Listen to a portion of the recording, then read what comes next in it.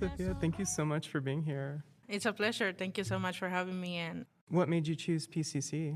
Well, it was an interesting story. So I moved here during my senior year of high school. I moved from Venezuela, and none of my grades transferred. So I had a 0.0 GPA, and I tried to apply to every college, and it didn't work out because I didn't have the grades. I didn't know how to speak English. I was just starting over. And college was like a big dream kind of thing, but it felt very like far for me at that moment.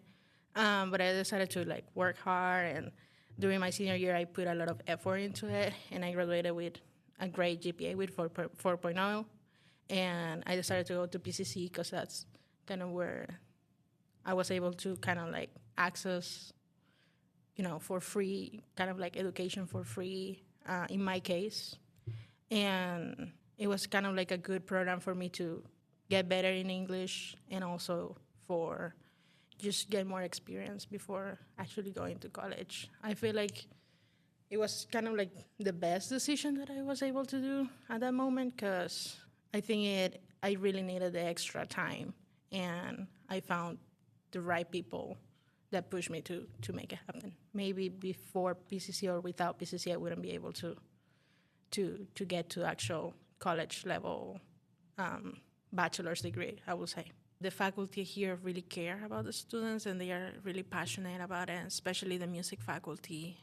They are really talented musicians, but also people who really care about the students and who will find the time to meet with you, to push you, to help you. And I feel like that was something that really inspired me because it really pushed me to dream bigger and to pursue what I wanted to pursue. And I graduated with an associate's degree from PCC last summer, so class of 2025. And I transferred to Lewis and Clark College with a Fulbright scholarship that I got through PCC, especially through Future Connect.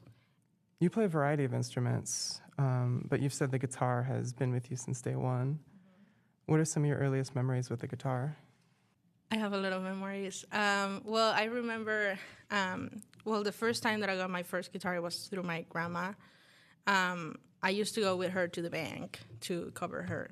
I don't know, she was like, she liked going to the bank to do her stuff, like adult stuff.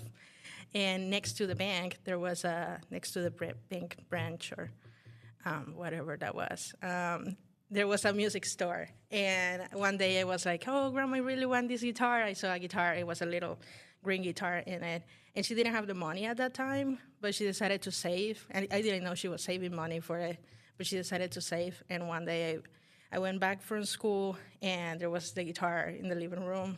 And I started learning my first songs on guitar by myself. And then my music teacher at school, he decided to give me some lessons, and that's how everything started. But my big memory was, having my grandma giving me my first guitar and having her saving money to give him that to me. So it was very meaningful. How's your relationship with the guitar changed over the years? It keeps changing every day. I think it's an instrument that it's very challenging, but I really love it because it's very versatile, and you can do almost anything with it, and you can use it in many contexts. And that's what I'm going to college for it, because I really want to develop a more unique voice in the instrument and trying to understand it more and like becoming one with the instrument. And it's something that I'm trying to getting better at and understanding it and knowing, everything I can about it. So I think it just keeps changing. I feel like every day I get better and better. There are ups and downs. There are days where I'm like, I don't know how to play it. And other days that I'm like, oh, I'm really good at it. So it just changes. And I'm learning to understand that that's how learning goes. And I will keep learning the guitar till the day I die, I guess. What are some things you notice about the music culture here in Portland? That's great. It's very versatile. It's very jazz oriented, in my opinion. There's a lot of jazz going on here and also a lot of classical music. So I feel like it's one of those two.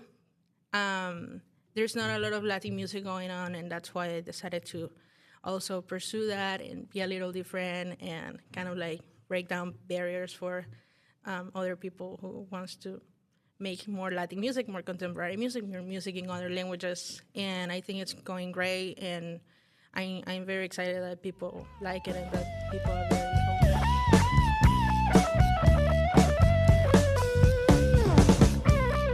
I have a lot of influences from Latin music. That's basically what I want to do. I want to focus my career in Latin music, and that's what I'm trying to do. But I have a lot of influences from the jazz side, funk, rock. So a lot of my inspirations comes from like people like Santana or John Mayer, who are like they put words into their songs, but they also have the guitar as the main focus. John Mayer doesn't do Latin music, but it's also an influence from the American side. I'm very excited that people like it and that people are very open. I really love the vision of people here, how open and how welcoming the community is, and how, open-minded and always welcome. It sounds like you've been doing a lot to be involved with the community here. That is true, yeah. I really like the community here. I feel like there's a lot of talent, and there's a lot of passion for music and the community in general. I feel like actually we need more. We need more music, more art, more stuff, and that also motivated me about 2 years ago to start volunteering for the city of Beaverton as the Beaverton Arts Commission. For 1 year, I'm not doing it anymore. I'm not vice chair anymore, but I was elected vice chair of the commission. Now I'm just a commissioner, and I help with, for example, with the Youth Arts Awards, where we give scholarships and awards to juniors and high school seniors to pursue careers in arts and keep pursuing music. And we also support with a lot of arts related activities. So I feel like there's a lot going on out there, and there's people like us that are trying to push to make even the community even bigger. What value do you see in music programs at community college level? That's a really good question, an interesting question. And I'm glad that you're bringing that up, because I feel like arts are everywhere in every part of the community. And I feel like careers like music and other arts related careers, I talk about music because it's what I'm into. So I'm related to other forms of art, but music, it's kind of like my main focus. But I feel like music is everywhere, and it should be more accessible for everyone. At least I come from El Sistema, which is a program that changed music education in Venezuela, and it changed the way that people from the working class community, I will say, can access education, as well as from wealthy families, let's say. So I feel like arts really change the way that you experience the world, and that you connect with your community, and that you express yourself as an individual and as a citizen.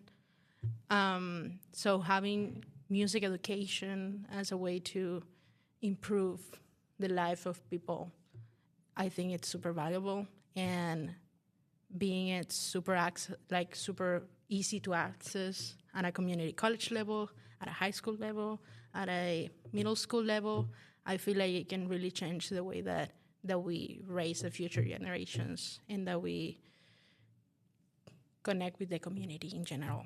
So, yeah. What are some things that are really exciting you about your musical journey right now? I'm excited to graduate from Lewis and Clark and finish my bachelor's degree in a couple years. I really want to pursue eventually a master's degree or a doctoral degree. I want to get to that level, to a Doctor of Musical Arts level.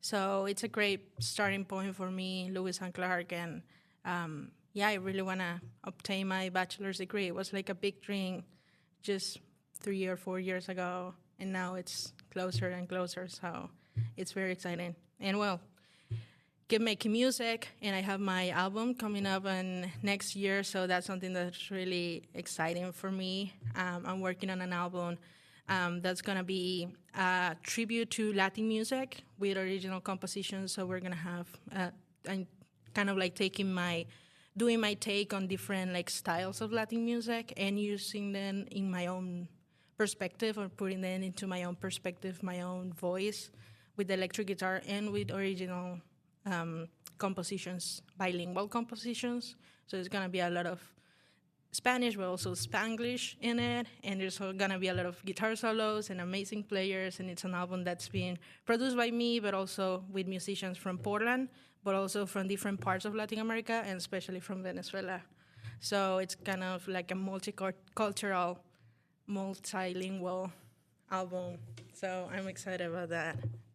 We're gonna have a lot of shows around town. In March, we have a big show at the Walters Cultural Arts Center. We're going playing a show called Sofi Nava and Friends, a Latin music experience that is also going to be a tribute to Latin music. Thank you so much for being here with us today. Yeah, it was a pleasure. Thank you so much for having me, and I'm very excited to keep making more music.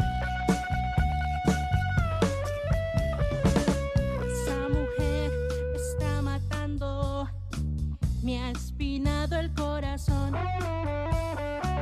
Por más que trato de olvidar,